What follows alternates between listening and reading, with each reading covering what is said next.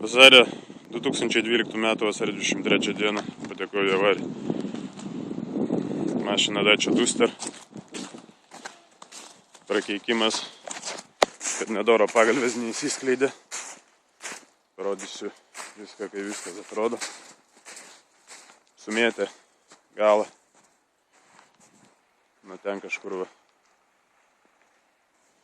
Bet kas įdomiausiai, nei oro pagalvės neįsiskleidė, niekas neįsiskleidė. Nors yra visos 4, netgi gale.